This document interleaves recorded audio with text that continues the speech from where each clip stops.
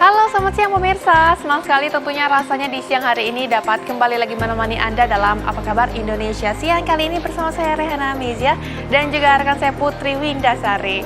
Put, ngomong-ngomong, kamu sering nggak sih ikut kelas online gitu? Kelas online maksudnya kayak kelas masak gitu ya? Kelas nyanyi, kelas nari. Ya pernah sih, pernah ikut. Bukan kelas itu. Ini itu adalah kelas trading online.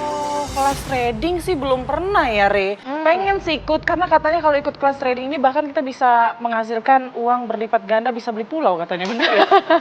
Nah, itu dia tuh, dengan kita ikut kelas trading ini katanya kan bisa melipat-lipat gandakan keuntungan kita juga. Sekaligus kita juga bisa cuan lah ya ini ekonomi. Tapi tuh sayangnya di saat-saat ini nih, mungkin ada salah satu influencer ya yang juga aktif banget untuk menginfluence kita semua untuk mengikuti kelas trading, tapi akhir-akhir ini dilaporkan ke Polda Metro Jaya. Kenapa tuh dilaporkan? Nah, gara-gara katanya kasus penipuan. Nah, itu Soalnya, dari kasus trading ini ada korban yang kerugiannya sampai 3 miliar rupiah, Waduh. Put. Ini 3 miliar ya? Iya sih, ikut kelas trading memang merubah hidup kita ya. Jadi sampai tipis nih dompetnya, 3M gitu kan. Ini bukan angka yang kecil, jadi memang hati-hati sekali ya kalau untuk mengikuti kelas-kelas trading. Khususnya yang mungkin modalnya ini pasti nggak sedikit ya.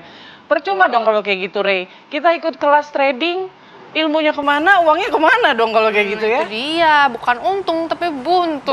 Betul sekali. Nah, tapi kita sebelum itu ya akan buka dulu ya Apa Kabar Indonesia Siang ini dengan informasi pertama.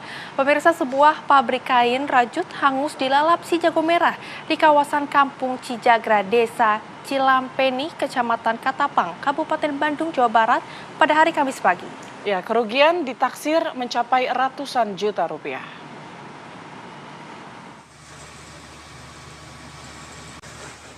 Asap tebal membumbung tinggi di kawasan Katapang, Kabupaten Bandung, Jawa Barat Kamis pagi, menghanguskan sebuah pabrik kain rajut. Banyaknya material yang mudah terbakar, api dengan cepat merambat ke seluruh bangunan pabrik di Kampung Cijagra, Desa Cilampe, Kecamatan Katapang. 5 mobil pemadam dikerahkan untuk menjinakkan api. Belum kita bisa prediksi untuk terjadi kebakaran di salah satu pabrik ini, masih kita tindak lanjuti dan kita nanti berkoordinasi dengan jajaran samping demikian. Dipastikan tidak ada korban ya? Alhamdulillah untuk sementara tidak ada korban. Untuk material kita belum bisa prediksi karena dua buah unit motor kita terbakar habis demikian. 2 sepeda motor habis dilalap si jago merah. Penyebab kebakaran masih dalam penyelidikan. Tidak ada korban jiwa dalam peristiwa ini. Kerugian ditaksir mencapai puluhan juta rupiah. Dari Bandung, Jawa Barat, Suhendar, TV One mengabarkan. Kita beralih ke kabar lain yang viral di media sosial, pemirsa. Ada sebuah video warga yang menunjukkan munculnya asap tebal dari lubang tambang di kawasan izin usaha pertambangan PT Antam yang berlokasi di Kecamatan Nanggung, Kabupaten Bogor. Narasi video menyebutkan diduga terjadi ledakan yang menimbulkan munculnya asap tebal di salah satu lubang tambang milik PT Antam. Asap tebal juga terlihat memenuhi lubang tambang. Sejumlah pekerja tambang atau petugas juga terlihat berada di tengah ruangan yang penuh asap. Insiden tersebut membuat Bupati Bogor, Kapolres Bogor, serta Komandan Kodim menggelar koordinasi dengan pihak PT Antam. Iya, jelas sekali di sini suaranya, Pak R, jelas. Yang manggil Wadet mana? Soal ledakan di tambang emas milik PT Antam Pongkor, Kabupaten Bogor, Jawa Barat yang ramai di media sosial, ternyata ada kekeliruan. Hal ini diungkapkan Nilus Rahmat, General Manager PT Antam. Untuk berikut kami hadirkan informasi selengkapnya untuk Anda. Penanganan kondisi tersebut tidak berdampak pada keselamatan seluruh karyawan Antam yang bekerja pada saat itu. Seluruh karyawan berada dalam kondisi aman dan aktivitas operasional perusahaan tetap berada dalam kondisi terkendali. Perusahaan Antam menegaskan bahwa tidak terdapat kejadian ledakan dan kebocoran gas berbahaya sebagaimana yang beredar, terinformasi yang beredar dan dalam konten yang beredar, serta tidak ada karyawan Antam yang terjebak di dalam area tambang. Antam meluruskan bahwa tidak ada korban terjebak sebanyak 700 jiwa. Kami meluruskan pada kesempatan ini bahwa hal itu keliru dan mungkin angka tersebut merujuk pada nama salah satu portal yang sudah tidak kami pergunakan lagi. Setelah lebih dari 20 tahun mangkrak, tiang-tiang monorel yang berada di Jalan Rasuna Said kini mulai dibongkar. Pembongkaran tiang monorel dimulai pada Rabu malam di Jalan HR Rasuna Said. Tidak hanya tiang monorel di Rasuna Said saja yang dibongkar, namun juga tiang-tiang yang ada di Jalan Gelora dan Jalan Asia Afrika. Proses pembongkaran tiang hanya dilakukan pada pukul 23.00 hingga pukul 5 untuk menghindari kemacetan.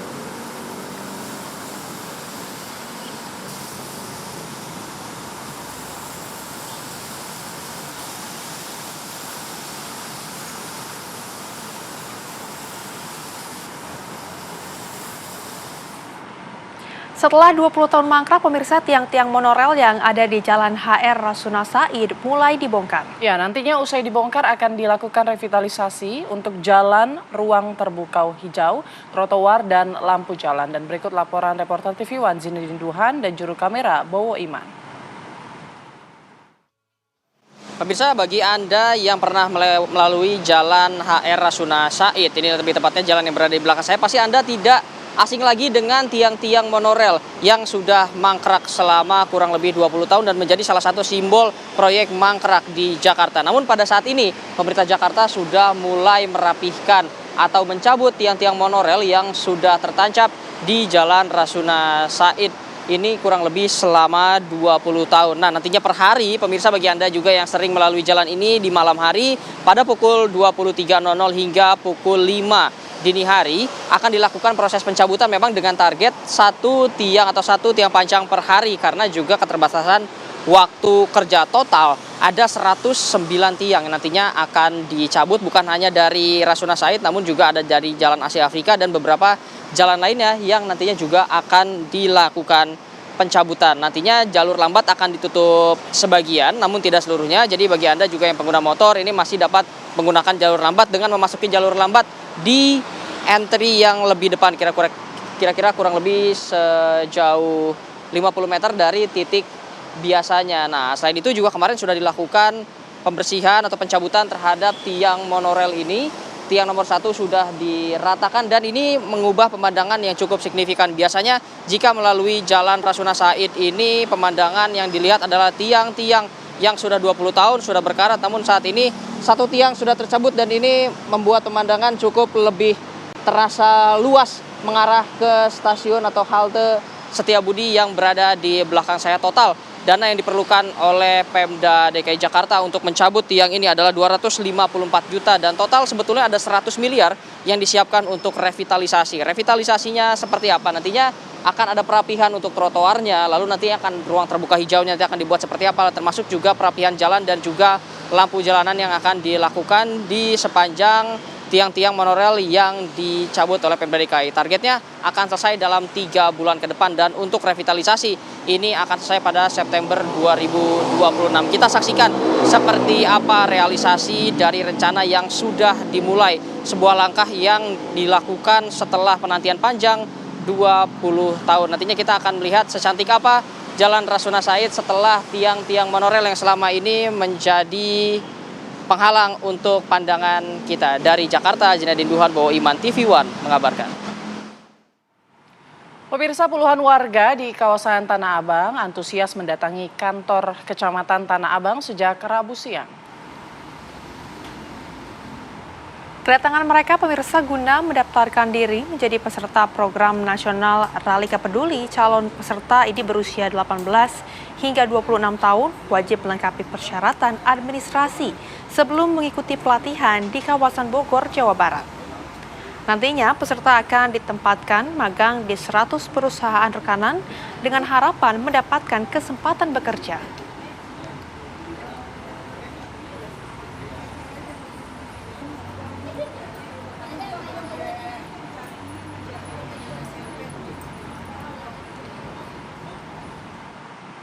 Pemirsa, masa buruh Konfederasi Serikat Pekerja Indonesia atau KSPI bersama dengan Partai Buruh menggelar aksi demonstrasi di depan gedung DPR RI. Dalam aksi ini, buruh menuntut pemerintah Provinsi DKI Jakarta merevisi upah minimum provinsi tahun 2026 menjadi 100% kebutuhan hidup layak atau sebesar Rp5.890.000 per bulan. Buruh juga mendesak agar upah minimum sektoral Provinsi DKI diberlakukan 5% di atas KHL.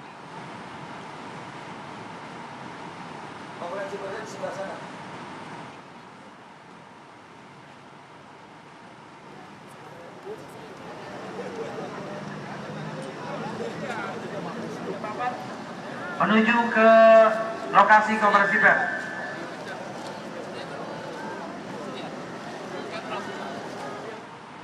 Ya, lalu bagaimana situasi terkini demo buruh? Kita sudah terhubung dengan Sekar Wanda di gedung DPR RI.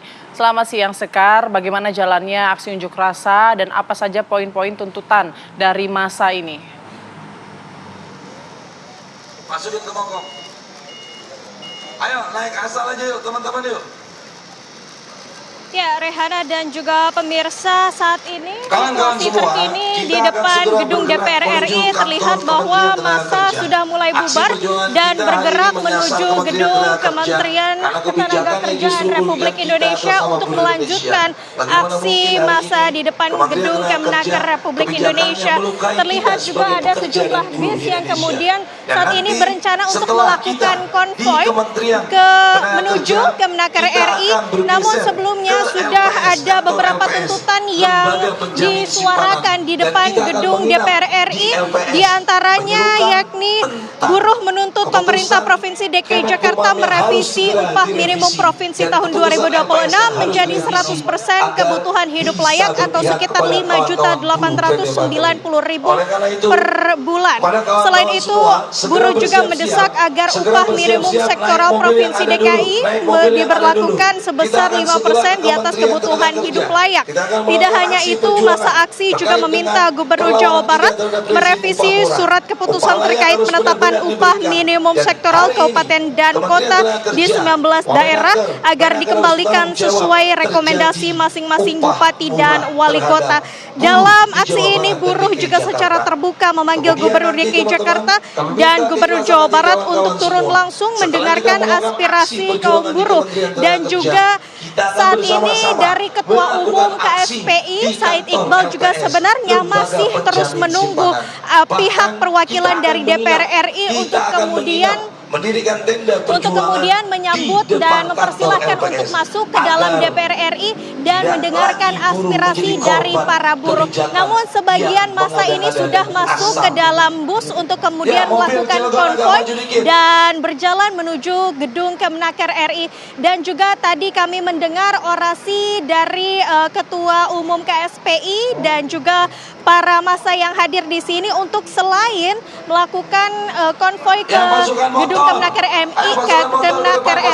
dan juga akan melanjutkan ke kantor LPS untuk kemudian mereka akan bermalam di sana dan selanjutnya juga masih akan terus menyuarakan tuntutan-tuntutan yang mereka ajukan saat ini. Demikian, Rehana.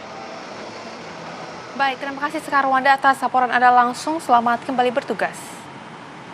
Kita ke informasi lain pemirsa, lagi-lagi warga negara Rusia yang satu ini berulah di Bali. Nah kali ini Sergei Domogatsky dilaporkan atas kasus investasi pembangunan villa oleh puluhan warga negara asing berbagai negara. Kasus ini membuat Polda Bali melayangkan surat pemanggilan pemeriksaan. Namun pemirsa, setelah 2 kali surat dilayangkan, tidak ada tanggapan apapun dari Sergei. Brother, ya, gimana sepatu? Saya tidak punya sepatu, tidak bagus. Sergei masih saja berulah di Bali. Terakhir dia mengaku-ngaku diculik lalu dianiaya tapi tak pernah laporan ke polisi. Sekarang bule Rusia yang jadi kreator konten di Bali ini malah dilaporkan sejumlah warga negara asing gara-gara dugaan penipuan investasi villa.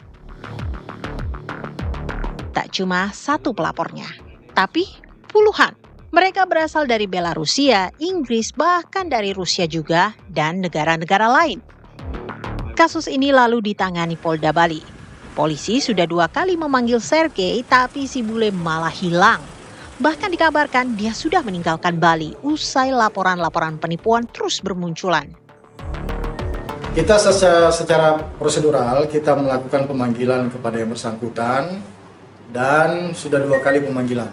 Ya, bersangkutan tidak hadir memenuhi panggilan yang kedua, sehingga kita menerbitkan DPS. Ya. Daftar pencarian saksi namanya. Dan dalam waktu dekat juga kita akan gelarkan untuk menentukan status penyidikannya nanti seperti apa. Jadi sementara yang bersangkutan masih status saksi. Terdeteksi tidak berada di Bali. Kemana ini si Sergei? Ia memang kerap buat ulah selama ini. Kasus penipuan ini sendiri sudah mencuat sekitar bulan Oktober 2025. Sergei saat itu sempat menyanggah tuduhan penipuan oleh para korban, namun tak pernah memenuhi panggilan polisi. Ini informasi yang palsu. Sebelumnya pada 2023, Sergei juga terlibat dugaan penggelapan sebuah supercar Lamborghini yang terdaftar atas nama sebuah perusahaan di Bandung. Lamborghini Aventador tersebut juga menunggak pajak sebesar 103 juta rupiah. Dari Denpasar, Bali, Alfani Syukri, TV One mengabarkan.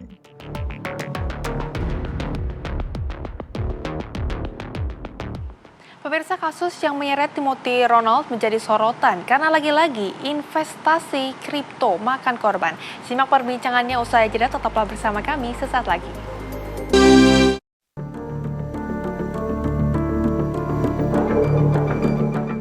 Younger, korban dalam kasus dugaan penipuan investasi kripto, didampingi kuasa hukumnya selesai menjalani pemeriksaan perdana di Direktorat Reserse Kriminal Umum Polda Metro Jaya. Pemeriksaan dilakukan selama beberapa jam untuk menggali kronologi keterlibatan korban dalam komunitas akademi kripto yang didirikan Timothy Ronald. Younger menjelaskan awal ketertarikannya bergabung bermula dari konten media sosial Timothy Ronald yang menampilkan gaya hidup mewah dari hasil investasi kripto. Mainnya lagi gitu. Gak ada untung, pokoknya gak ada untung. Tidak ada untung. Hanya rugi 3 miliar. 3 miliar. Berarti kamu mengetahui kripto ini dari Instagram, bukan diajakin teman segala macam? Bukan, dari dia lah, dari brandingan dia, flexingan dia, anak muda, kaya dari kripto. Tapi kamu tidak curiga, maksudnya kan ini bukan pertama kali ada Indrakens, jenis Salmanan juga. Mungkin bungkusannya lebih beda ya, ini lebih soft selling lagi daripada sebelum-sebelumnya. Setelah pemeriksaan, korban juga mengungkap adanya tekanan psikologis yang dirasakan sejumlah member. Hingga saat ini penyidik Polda Metro Jaya masih mendalami keterangan para korban serta mengumpulkan bukti terkait pola investasi dan alur keuntungan. Dari Jakarta, Robin Freddy, TV One mengabarkan.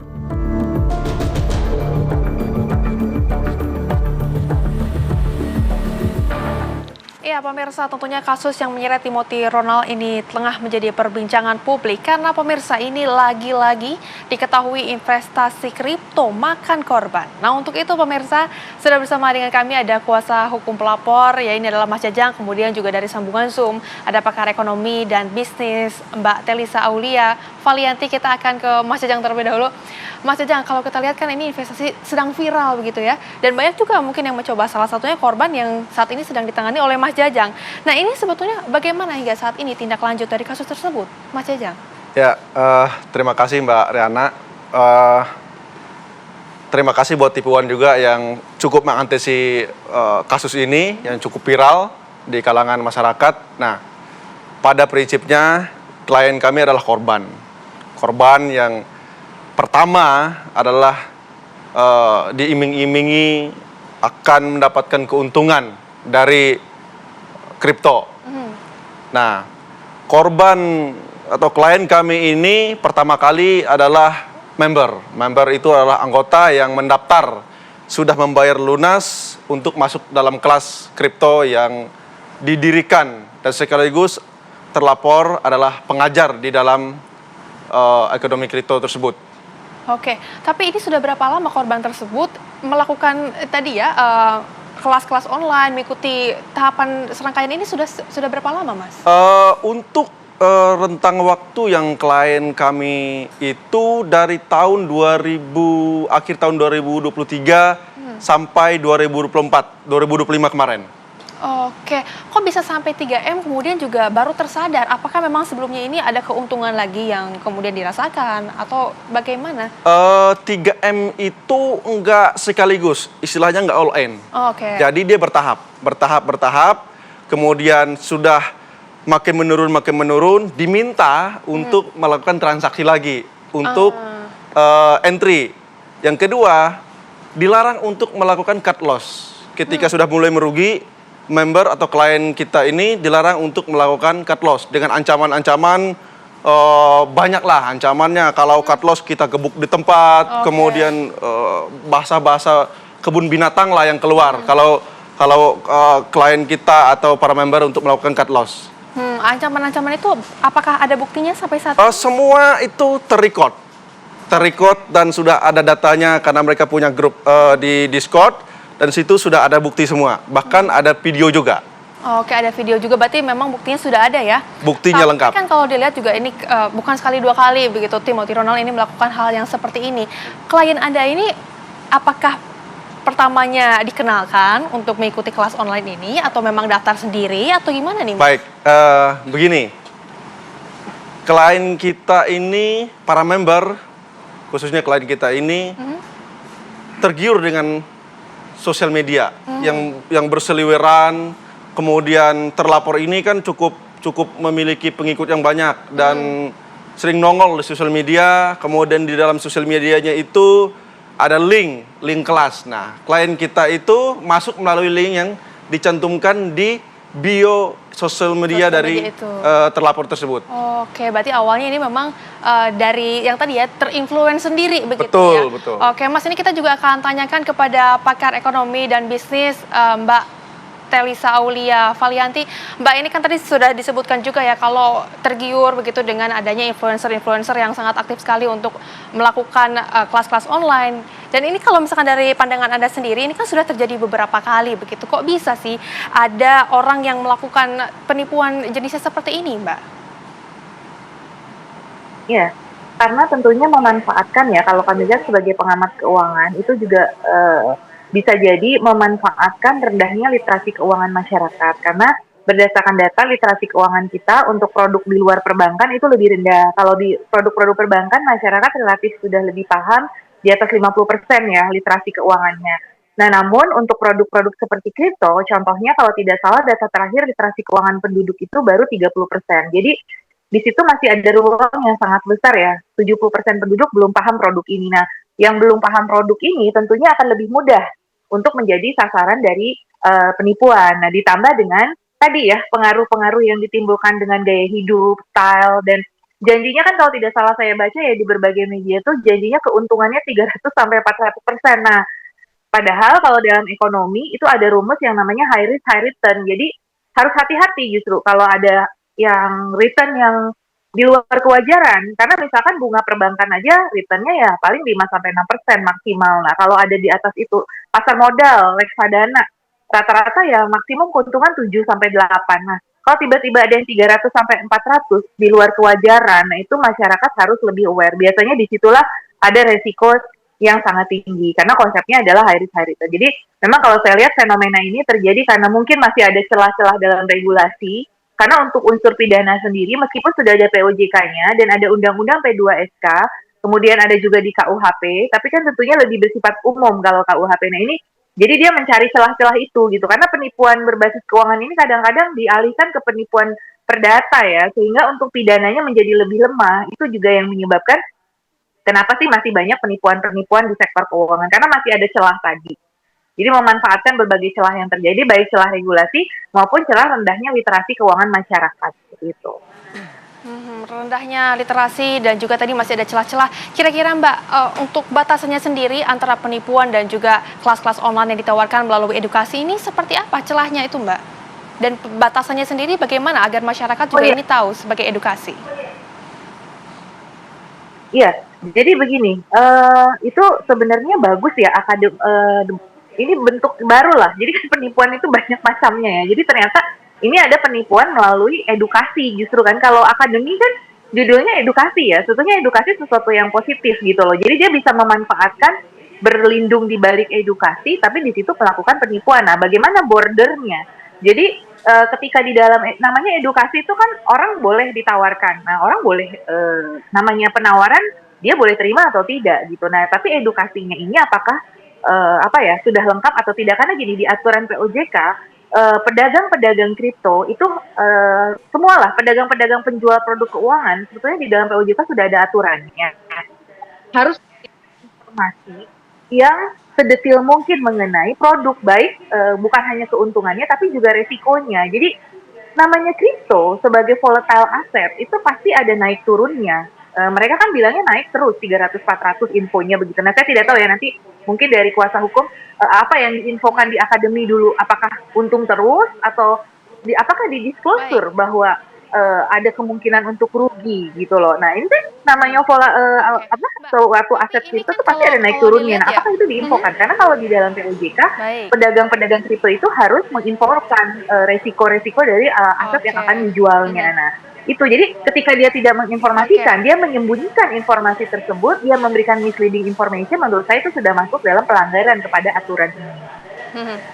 Itu batasnya. Mbak Telisa, tapi kan informasi yang diberikan kemudian juga Oke, ini juga tadi ada diiming-imingi keuntungan yang berkali-kali lipat.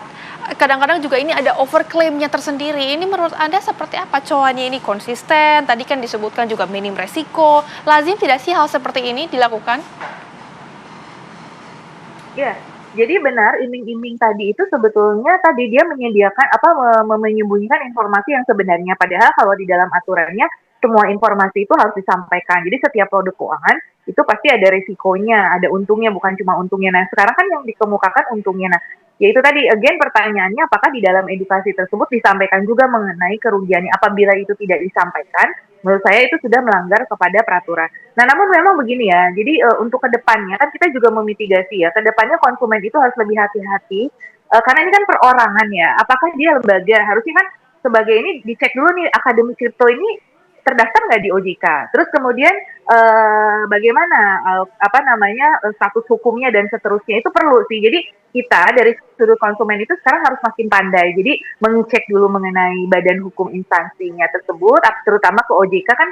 OJK sendiri kalau tidak salah ada divisi perlindungan konsumen dan call center. Nah, kepada call center OJK itu kita bisa menanyakan apakah dia terdaftar atau tidak dan seterusnya. Saya yakin dari call center itu akan membantu dan akan menjelaskan setiap produk itu seperti apa, resikonya dan sebagainya. Jadi memang kalau bisa tidak langsung tergiur pada iming-iming tersebut, tapi konfirmasi dahulu kepada para ahli gitu ya, yang ada di OJK tentunya sebagai regulator. Kenapa OJK? Karena regulator dari ITSK kan, kripto ini bagian dari ITSK, Inovasi Teknologi di Sektor Keuangan. Nah, sekarang regulator itu sudah ditetapkan satu pintu OJK. Nah, nanti kita bisa bertanya kepada para ahli ataupun petugas yang ada di OJK, karena mereka juga membuka call center, ya agar itu ya tidak terjadi lagi. Tapi yang sudah terjadi bagaimana? Nah, tentunya kalau saya melihat bahwa penegak-penegak hukum harus melihat kepada aturan-aturan yang ada. Sebetulnya sudah ada sanksi-sanksinya, walaupun memang di POJK masih banyak tuh sanksinya sanksi administratif. Nah, namun mungkin ada pakar hukum lagi ya secara pidananya tuh seperti apa. Memenuhi unsur pidana,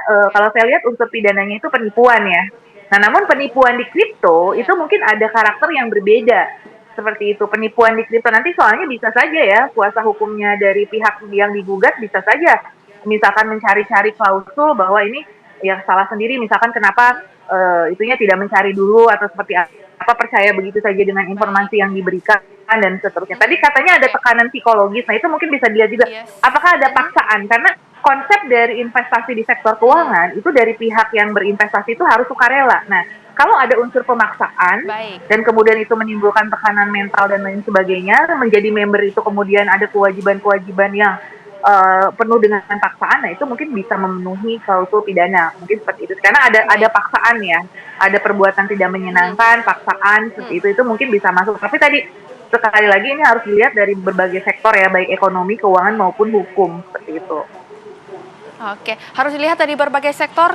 Saya akan ke Mas Jajang lagi. Mas Jajang tadi kan sempat disebutkan juga kalau ada resiko-resiko yang mungkin ke depannya ini akan terjadi. Apakah klien Anda sebelumnya pernah diberitahukan terlebih dahulu ini mengenai resiko-resiko tersebut dari Timothy Ronald? Oh baik Mbak Riana, begini, saya luruskan terlebih dahulu ya.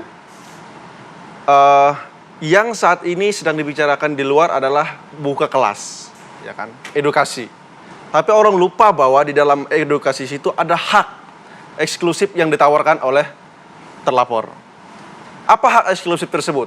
Ketika para member bayar, ada beberapa. Satu, mereka mendapatkan modul tentang analisa keuangan.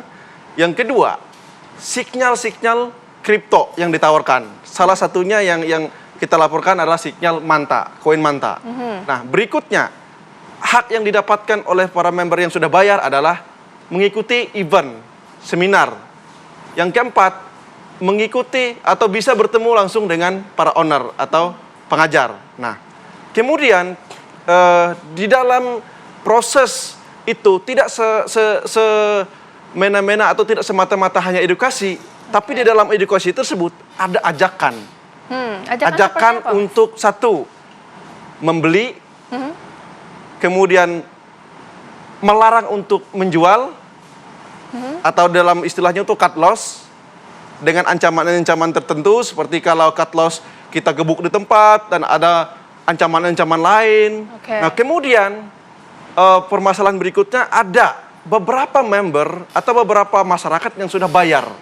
Sudah bayar kelas, sudah beli, tapi tidak bisa ikut kelas. Sudah keluar uang, kemudian yang mau ikut kelas ternyata nggak bisa, di-ban. Ketika dikonfirmasi kepada adminnya, karena nggak bisa komunikasi lagi, ternyata hanya di-read doang, dibaca aja. Nah itu kerugiannya di situ. Terkait dengan pertanyaan Mbak Riana, apakah dikasih tahu risiko-risikonya? Tentu, karena sesinya bukan hanya terkait dengan edukasi, selain jual itu, di edukasi memang beberapa kali diberitahu ada risiko gini, ada risiko gini. Oke, kita terima dalam sesi edukasinya. Tapi dalam sesi hak eksklusif jual sinyal itu yang merugikan.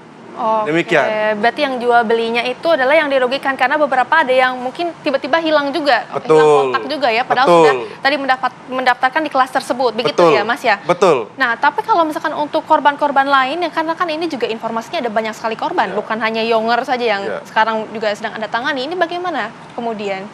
Sampai dengan saat ini, per hari ini, yang sudah memberikan data lengkap, email, nomor telepon, transaksi kerugian, jumlah kerugian, kemudian bukti bayar member, itu sudah hampir 200 orang, 200 anggota. Nah, ada kerugian yang sangat masif, bahkan ada satu orang kerugiannya sampai 6 miliar, satu orang. Sementara kalau kita lihat di grup Discord-nya Akademi Kripto, di situ ada kurang lebih 500.000 orang lebih yang masuk di dalam grup tersebut. Nah, artinya sampai saat ini para korban masih mengkontak kita. Nah, mereka sebetulnya orang-orang para korban ini sudah lama pengen speak up, pengen maju. Tetapi ketika mereka sudah mulai speak up, di grup saja, di grup Discord-nya, sudah ada ancaman-ancaman. Bahkan ada yang si terlapor ini capture foto sedang di cyber Polda Metro Jaya. Jadi setiap korban mau speak up selalu diancam. Ada hambatan-hambatan. Ada hambatan. Lain, Jadi yang kedua, korban ini takut karena mereka melihat profil sosok di terlapor ini, orang-orang di sekitar dia. Nah, itu yang sampai saat ini membuat para korban maju nggak ya? Kalau maju, bisa nggak sih kita ngelawan orang kuat, orang punya uang banyak? Nah, itu pertimbangan-pertimbangan itu selain ancaman-ancaman tadi. Nah, demikian. Oke, baik. Ini juga kita akan kembali lagi ke Mbak Telisa Aulia. Mbak, ini kalau misalkan dilihat, apakah dengan begitu banyak kejahatan kripto yang saat ini terjadi, sudah waktunya kah bagi Indonesia ini untuk melarang investasi kripto atau bagaimana? Ya, tentunya kripto ini sebetulnya kan ada positifnya juga, tidak sepenuhnya negatif. Ya, semua produk keuangan tuh pasti ada risikonya dan tidak semuanya. Jadi artinya bukan kita menghilangkan melarang ya, karena kripto ini kan masuk dalam tadi ITSK ya. ITSK itu untuk pengembangan sektor keuangan juga. Cuma bagaimana secara bijak. Nah, tadi saya baru mengetahui detail dari kejadiannya bahwa seperti itu karena di media yang informasinya kan lebih ke arah investasinya ya bahwa. Nah, tapi ternyata ada klausul tadi kontrak. Nah, yang perlu kita ketahui tadi ada kontrak antara harus dicek juga dalam kripto tadi penjualan dan pembelian kripto tadi karena di mana-mana yang namanya aset itu boleh diperjualbelikan. Tidak pernah ada larangan misalkan beli saja tidak boleh dijual. Nah, itu juga yang tidak sesuai karena namanya hukum ekonomi, hukum dagang dimanapun jual beli itu ya bebas gitu ya, bisa dibeli, dijual juga boleh gitu. Nah kalau ada larangan cut loss dan larangan dijual, nah itu perlu dicek ke OJK sekali lagi bahwa apakah benar di dalam kripto itu ada larangan itu. Setahu saya tidak ada ya, tapi perlu dicek tentu ke regulator OJK sebetulnya.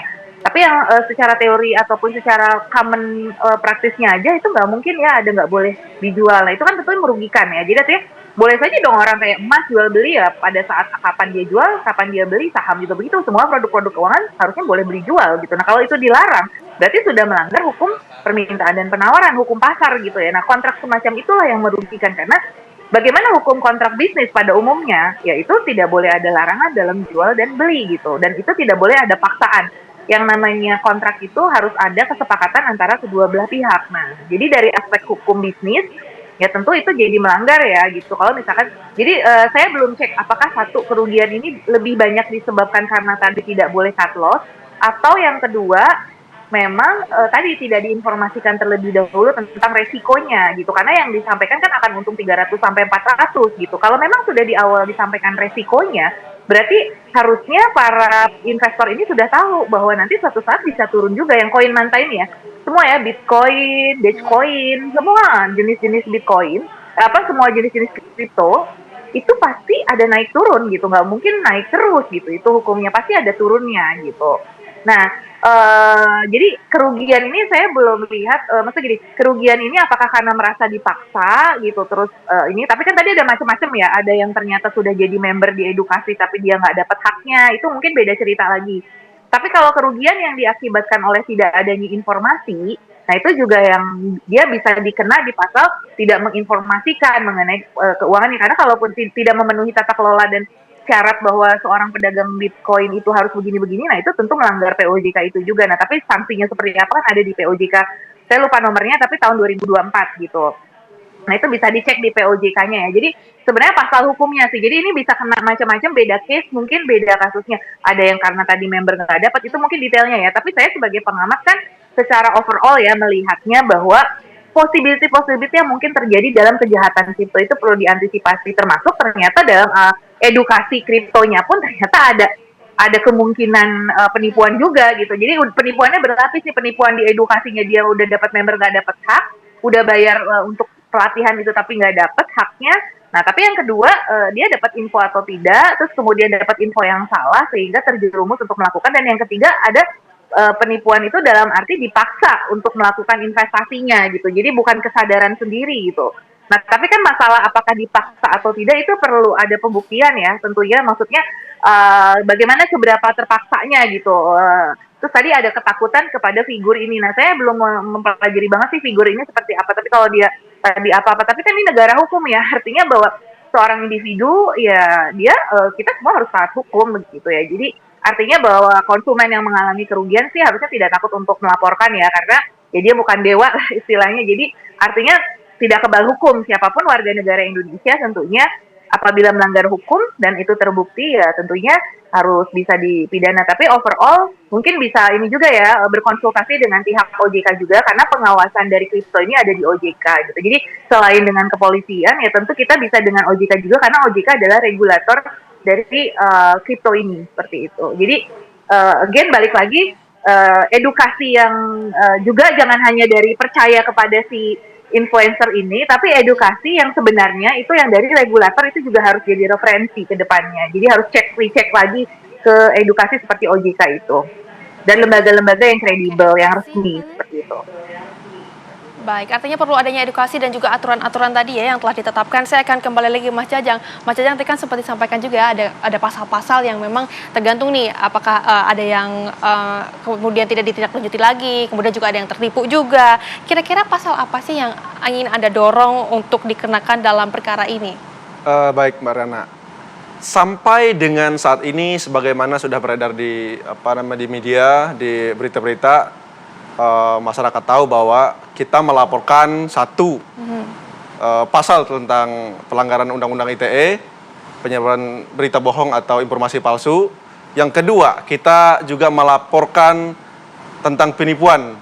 Nah, kemudian yang selanjutnya, yang terakhir, kita melaporkan juga terkait dengan dugaan tindak pidana pencucian uang. Ada aliran uang yang kita duga bahwa nggak sah, yang dimana hasil uang tersebut adalah hasil penipuan-penipuan yang sudah dilakukan oleh terlapor tersebut.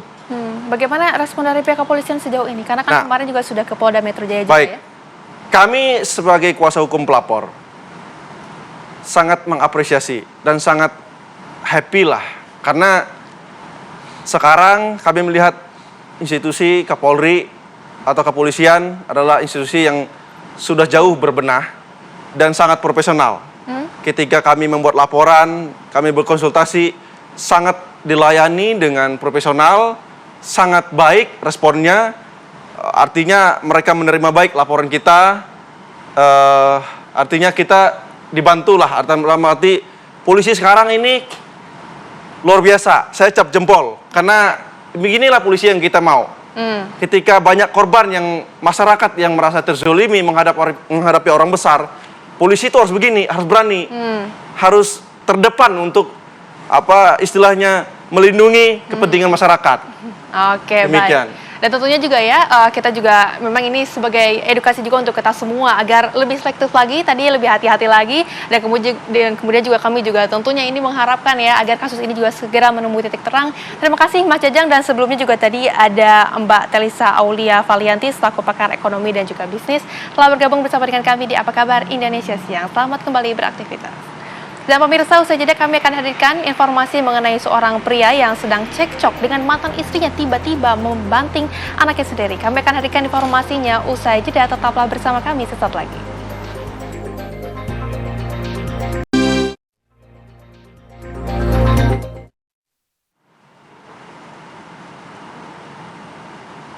Anda kembali di Apa Kabar Indonesia Siang. Pemirsa, aksi menegangkan dilakukan polisi di perlintasan kereta api Jalan Madukoro Raya, Kota Semarang, Jawa Tengah. Dirinya pemirsa berlari dan mendorong mobil yang mogok tepat di atas lintasan rel kereta api sesaat sebelum kereta api melintas.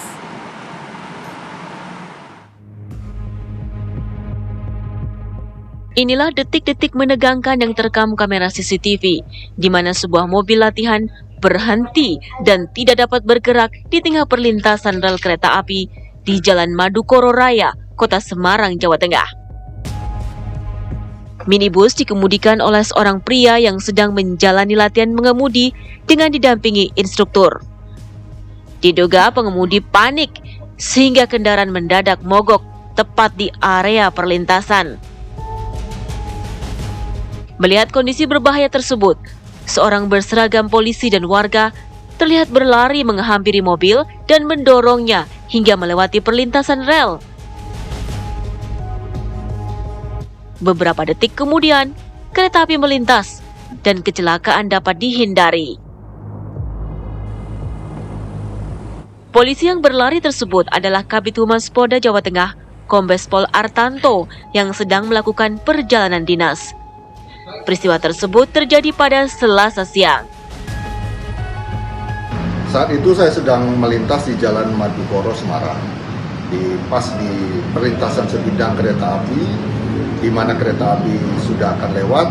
Petugas jaga palang kereta api sudah membunyikan sirene dan melakukan penutupan jalur lalu lintas. Pada saat itu saya melihat ada satu kendaraan Avanza sedang mogok di tengah. Dan pada saat itu situasi darurat dan krusial, saya sampaikan ke driver, segera kita lakukan pertolongan kepada mobil tersebut. Apa yang pun terjadi, mobil tersebut harus dievakuasi. Dan sesegera mungkin saya mendorong bersama driver saya, dan ternyata ada satu masyarakat yang ikut membantu saya. Dan alhamdulillah mobil berhasil kita evakuasi keluar dari perlintasan. Peristiwa ini menjadi pengingat pentingnya bagi seluruh pengguna jalan untuk selalu waspada, khususnya saat melewati perlintasan kereta api, agar tidak terjadi situasi yang membahayakan diri sendiri maupun orang lain. Dari Semarang, Jawa Tengah, Didit Kordias, TV One mengabarkan. Pemirsa, kasus kekerasan terhadap anak dan juga perempuan ini jelas di Takalar, Sulawesi Selatan. Ya, seorang pria yang sedang cekcok dengan mantan istrinya tiba-tiba membanting anak balitanya lalu berusaha memukul seorang perempuan yang mencoba melindungi sang mantan istri dan anaknya.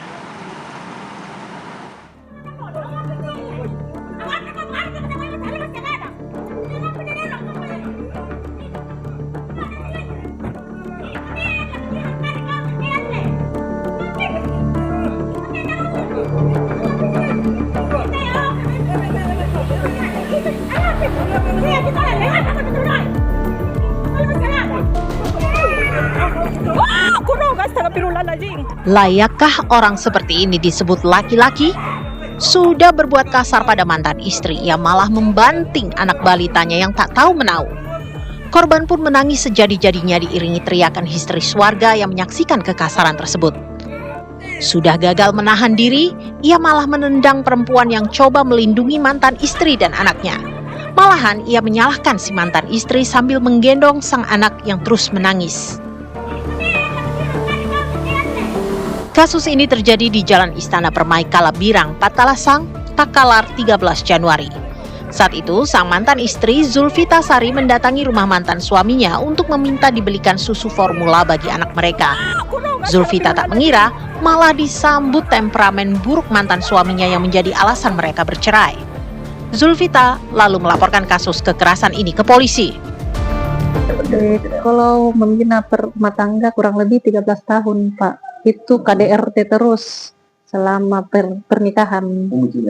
Iya. Pemicunya apa saja? Pemicunya karena memang dia kejadian kan memang temperamen orangnya, apa-apa sedikit marah. Dia orangnya memang juga emosian, cemburuan. Jadi apa-apa itu berdebat, pakai pukul, entahlah apa-apa yang rusak. Iya. Ibu yang menggugat? Saya yang menggugat, Pak, di bulan Agustus. Inkranya itu sudah sudah vonis, iya, di Oktober, akhir Oktober kemarin, November. Dia saya itu penggugat RT cerai pisah. Iya, pisah. Jadi sudah putus di pengadilan. Sudah putus di pengadilan. Terus Ibu setelah terjadi kejadian ini, Ibu melapor kemana? Di Polres, Pak. Polres. Iya. Atas penganiayaan sang mantan suami, Zulfita mengalami luka pukulan yang tak terekam video.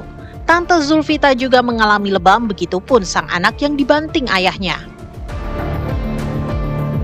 Saya, Pak, dipukul 3 kali. Di bagian mana? Kepala, bibir, muka, bagian muka dengan bagian ini. Cuman yang nampak di video itu setelah saya dipukul. Iya, setelah dipukul. Ada video yang viral kemarin. Kapalan tangan. Kepalan ya? Iya, tangannya. Jadi sempat dikena di bagian mana lagi? Kepala, muka, bibir yang berdarah dengan ini. Saya sempat divisum kemarin, Pak, di dokternya. Di wajah ini, Bu, atau di kepala ini mengalami lebam atau kalau lebam sejauh ini agak sakit, nyeri. Iya, sampai sekarang masih nyeri. Wajah, Bu? Agak ada bekas tamparan tangan dengan bibir yang berdarah. Berdarah? Iya. Itu berdarahnya bagaimana, Bu? Banyak. Dia bagian bibir bawah, Pak. Iya, bagian bibir bawah. Sobek, ya? Ya, sobek. Nah, terus itu yang video viral itu, anaknya dilempar ke rumah gitu. Kalau yang video viral itu kan saya mau simpan anakku, mau simpan. Jadi mungkin dia bilang ambilnya anakmu, tapi saya bilang saya tidak mau ambil karena kan di pengadilan kemarin hak asuh anak jatuh sama bapaknya. Ya. Sejauh ini sempat berkorban untuk pengacara, tapi dia tidak mau kasih anakku, tidak mau kasih. Jadi aku bilang ikhlas, Mak, aku bilang berapa bulan ini tidak mau ambil anakku, tidak mau ini. Aku bilang biar nih dulu balik sama bapaknya karena semua harta gonong gini kan ku kasih. Zulfita memang tidak mendapatkan hak asuh anak setelah ia dan suaminya bercerai. Namun sebagai pemegang hak asuh, suami Zulfita bernama Bambang tersebut malah mengamuk saat dimintai susu formula. Dari Takalar, Sulawesi Selatan, Idris Tajanang, TV One mengabarkan.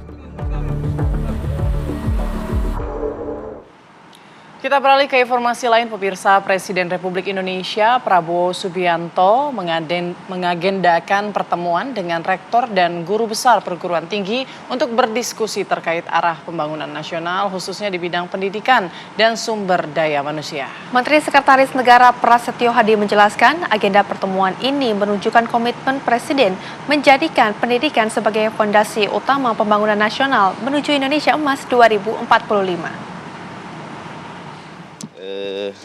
Jadi hari ini memang betul ada agenda dari Bapak Presiden, bukan memanggil ya.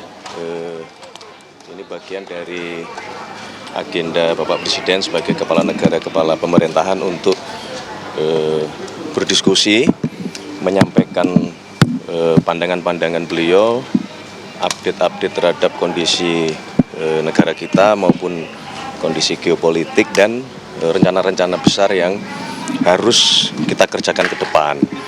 Oleh karena itulah Bapak Presiden melakukan banyak komunikasi dan dengan berbagai pihak, dan hari ini kebetulan jadwalnya adalah beliau akan berdiskusi dan membangun komunikasi kepada para rektor. Dan pemirsa, kini kita akan bergabung dengan rekan kami, ada Iman Fajar di Istana. Iman, apakah agenda pertemuan dengan para rektor ini sudah selesai?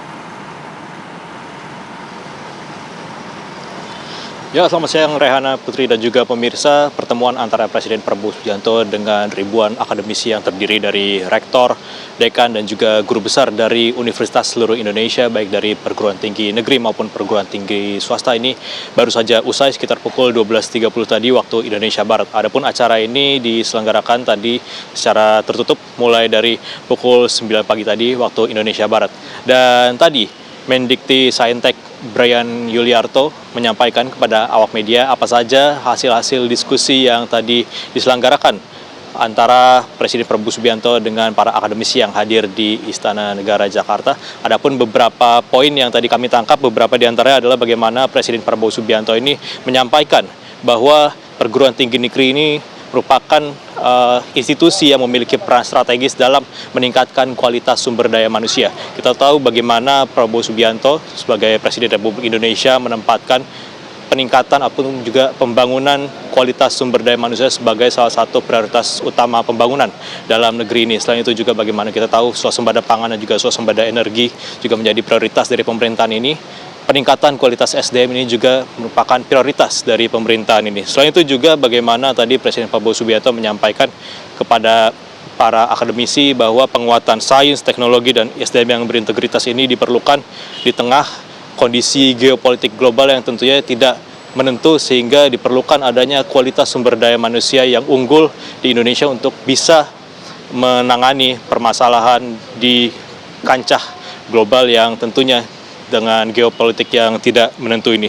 Selain itu juga tadi riset dan inovasi sebagai motor industrialisasi nasional ini juga diutamakan juga ya dari pemerintah, bagaimana pemerintah juga berkomitmen untuk mendukung riset dan inovasi dari perguruan tinggi negeri ataupun juga berbagai peneliti, dan nantinya pemerintah juga akan menambah anggaran penelitian ataupun juga anggaran riset dan inovasi ini sebesar 4 triliun rupiah dari yang sebelumnya ada di angka 8 triliun rupiah, sehingga nantinya anggaran dari riset dan inovasi ini akan berada di angka 12 triliun rupiah. Dan nantinya juga seluruh perguruan tinggi sebagai bentuk kepercayaan dan dorongan agar kampus ini bisa berperan aktif dalam beberapa proyek industrialisasi strategis nasional. Tentunya kita akan menantikan bagaimana implementasi kebijakan usai pertemuan pada hari ini. Sementara itu. Baik, terima kasih Iman Fajar mengabarkan langsung dari Istana Negara. Ya, pemirsa, kami hadirkan informasi lainnya untuk Anda. Perdebatan sengit terjadi di sebuah kantor perusahaan penagihan di Kabupaten Goa, Sulawesi Selatan. Ya, seorang warga asal Sulawesi Tenggara melaporkan dugaan perampasan mobil dan penyekapan oleh gerombolan debt collector.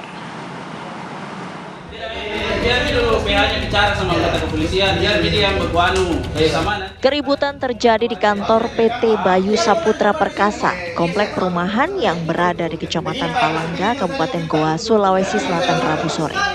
Seorang debitur bernama Saiful Imron terlibat perdebatan dengan pihak penagih utang atau debt collector. Petugas kepolisian dari Polres Goa yang menerima laporan melalui call center 110 langsung mendatangi lokasi kejadian dan berupaya menengahi perselisihan itu. Karena tidak ditemukan kesepakatan, korban akhirnya diarahkan untuk membuat laporan resmi ke Polres Goa. Saiful Imron, warga Kabupaten Konawe Selatan, Sulawesi Tenggara, mengaku didatangi 5 orang debt collector yang kemudian mengarahkannya ke kantor perusahaan penagihan karena menunggak cicilan mobil selama 11 bulan. Di lokasi, Saiful diminta menyerahkan kendaraan dan kunci mobil. Namun karena tidak ditunjukkan dokumen resmi seperti putusan pengadilan atau sertifikat jaminan fidusia, ia menolak dan berniat meninggalkan lokasi. Merasa dihalangi dan tidak bisa keluar dari lokasi, korban kemudian menghubungi layanan darurat 110 sehingga polisi datang ke tempat kejadian. Apa dasarnya? Mobil saya itu posisi menunggak. Saya cicil itu di Kendari. Nah, tapi saya ke Makassar, saya didatangi sama debt collector 5 orang. Mereka paksa ambil mobil saya, minta kuncinya, tapi saya tidak kasih. Tapi saya mau keluar dari tempatnya mereka palangkan mobil. Jadi dihalang-halangi, saya tidak bisa keluar. Makanya saya bikin laporan di Polres Goa. Waktu mau diambil atau ditahan mobilnya, ada tidak surat-surat yang diperlihatkan kayak fidusia atau putusan pengadilan? Nggak ada. Sementara PT Bayu Saputra Perkasa membantah tudingan perampasan dan penyekapan. Ini kami arahkan ke kantor untuk melakukan langkah-langkah persuasif. Namun terjadi pelaporan di pihak debitur kepada pihak aparat menganggap bahwa debitur ini disekap atau disandra. Nah, kami sekali lagi bantah bahwa tuduhan itu tidak benar. Kami tidak melakukan langkah-langkah di luar dari prosedur hukum. Kemudian bahwa adapun debitur selama di sini, ini baru beberapa jam, itu tidak ada. Malah kami menawarkan kopi, kami menawarkan minum, tidak ada penyekapan. Kasus laporan dugaan penyekapan dan perampasan mobil ini kini masih diselidiki oleh pihak kepolisian. Dari Kabupaten Goa, Sulawesi Selatan, Idris Tajana, TV One mengabarkan. Pemirsa, seorang pendaki Gunung Slamet asal Magelang yang dilaporkan hilang sejak 17 hari lalu akhirnya ditemukan dalam kondisi meninggal dunia. Informasi selengkapnya akan kami hadirkan usai jeda berikut. Tetap bersama kami di Apa Kabar Indonesia Siang. Kembali bersama kami pemirsa di Apa Kabar Indonesia Siang. Seorang pendaki Gunung Slamet asal Magelang yang dilaporkan hilang sejak 17 hari lalu akhirnya ditemukan dalam kondisi meninggal dunia pada hari Rabu siang. Ya, jenazah korban belum dapat dievakuasi dari puncak karena terkendala cuaca buruk dan juga hujan. 17 hari upaya pencarian Syafiq Ridan Ali Razan di Gunung Slamet akhirnya membuahkan hasil. Remaja 18 tahun asal Magelang ditemukan tak bernyawa sekitar pukul 10:22 pada Rabu siang.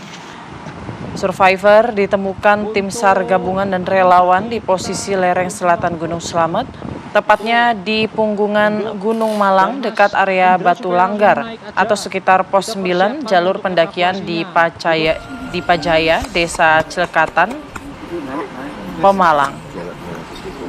Survivor diduga tersesat dan terserang hipotermia. Evakuasi jenazah pelajar SMA itu hingga Kamis siang belum dilakukan karena terkendala medan yang sulit dan cuaca ekstrim di puncak gunung tertinggi di Jawa Tengah itu.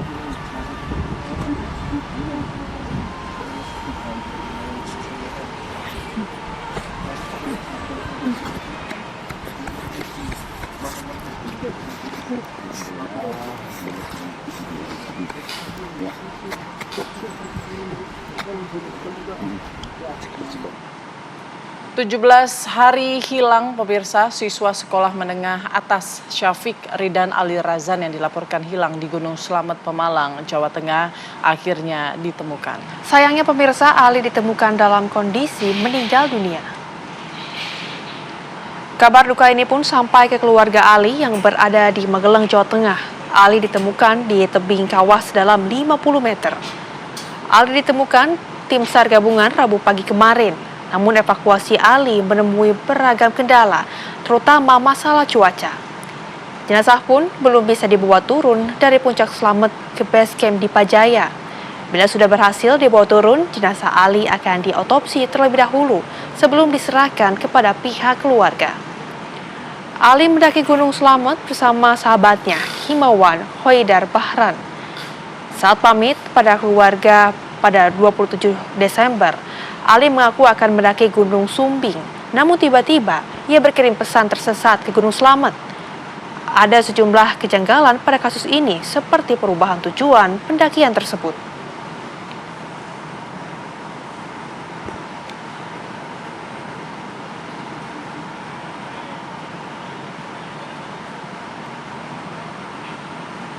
Kita dengan informasi lainnya untuk Anda, pemirsa. Ratusan warga kecamatan BBCN, Kabupaten Aceh Tengah melakukan aksi protes terhadap tumpukan sampah yang sudah berbau busuk dan juga diketahui banyak lalat di pemukiman. Ya, warga mendesak agar pemerintah mengangkut sampah tersebut ke tempat pembuangan akhir.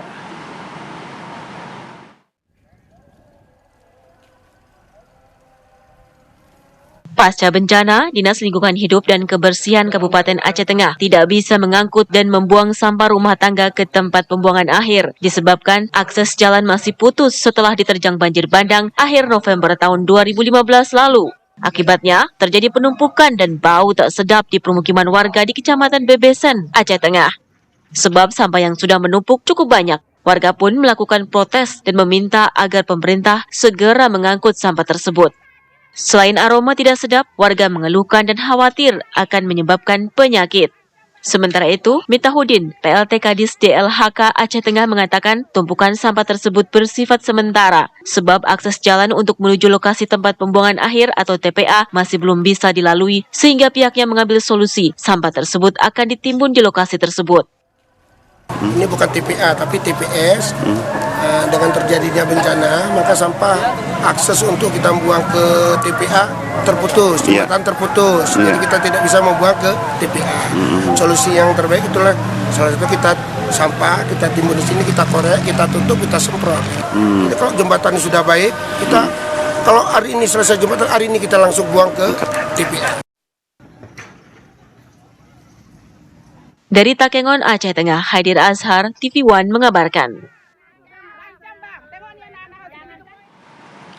Kepala Kantor Staf Kepresidenan Muhammad Kodari meninjau langsung para pengungsi, korban banjir bandang dan juga tanah longsor di hunian sementara Kabupaten Aceh Tamiang siang ini. Dalam kunjungan ini, pemirsa, Muhammad Kodari diketahui ini meninjau langsung masyarakat yang memang diketahui ini menjadi gelombang pertama. Adapun pemirsa, jika kita lihat bersama-sama, ini juga meninjau wilayah tersebut dan juga bercengkrama bersama dengan masyarakat yang ada di sana. Tidak hanya itu pemirsa, memang ini juga didampingi oleh beberapa jajarannya yang ada di sana.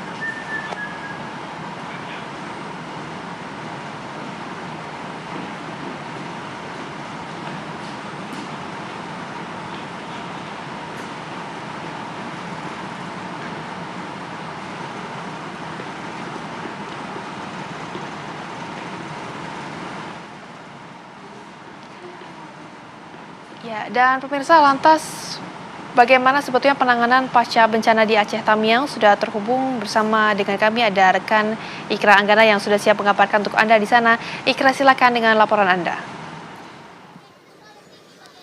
Baik, selamat siang Rehana, Putri dan juga pemirsa. Baru saja tadi kita lihat bersama Kepala Kantor Staf Kepresidenan Muhammad Kodari mengunjungi hunian sementara dari Danantara yang terletak di Jalan Banda Aceh Medan atau Jalan Nasional, yang tadi sekitar pukul 13.00 Kodari beserta sejumlah pejabat setempat ini melihat langsung gelombang pertama masyarakat yang masuk Huntara kali ini, di mana sebanyak 154 kepala keluarga ini mulai masuk dari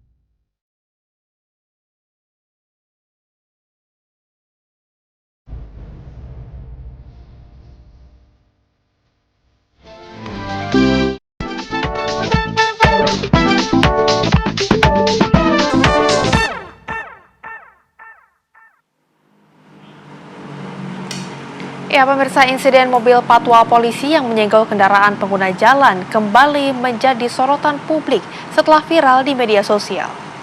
Peristiwa tersebut terjadi di ruas tol Tomang, Jakarta dan melibatkan mobil patwal polisi berjenis sedan yang mengawal sebuah mobil Range Rover hitam berplat dinas. Dalam rekaman, pengendara yang tersenggol terlihat turun dari mobil dan mempertanyakan insiden tersebut secara langsung kepada petugas patwal.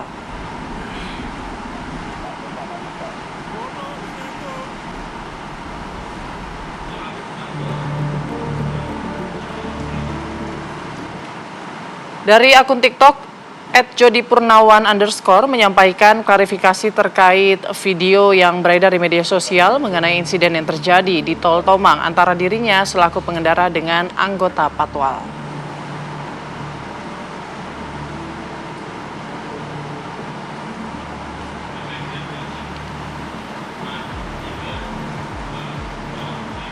Dan informasi tadi sekaligus menutup jumpa kita di Apa Kabar Indonesia Siang. Saya Putri Windasari. Dan juga saya Rehana Mezia mewakili segenap kru yang bertugas izin pamit undur diri. Terima kasih dan sampai jumpa.